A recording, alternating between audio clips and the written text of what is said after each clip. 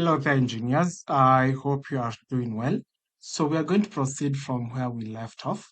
So we are only remaining with modeling the ramp, and this one should be a bit easy. So I'm going to go to the ground floor because our ramp is extending from the ground floor all the way to the basement.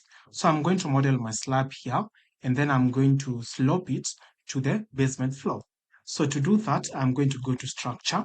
Then I'm going to select a floor here. Then once I select a floor, I'm going to select uh, one of the concrete floors we had earlier. Then I'm going to edit type, duplicate, and call it say ramp 200 mm.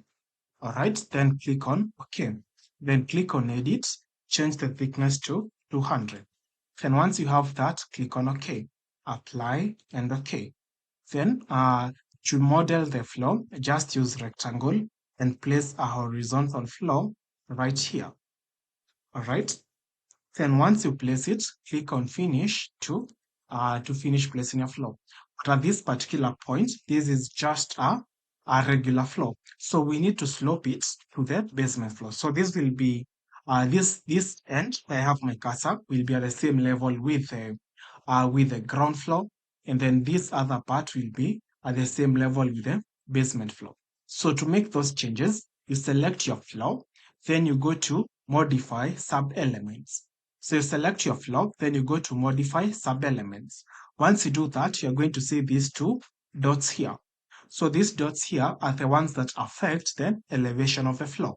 So click on the first one, then a 0 will appear here, left click, and enter the value, -3,000, and then press enter. All right. Then go to the next one, click on these three dots, on this dot here, press the 0, type -3,000, press enter, and then escape. And with that, you are good to go. So if you are to cut a view section, remember what we said. When you are cutting a view for a different family, always edit type, duplicate, and give it a proper name. So let's call this ramps. So that when we want to detail our ramps, we'll have all our views in the same point here. Right? So place your view and then you're good to go.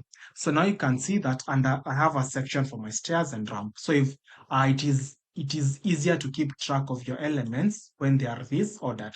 So you can imagine when you have so many sections, they become a bit difficult to work with. But once you order them in such a manner, it becomes easy. So open up, expand ramp, then open up section 3.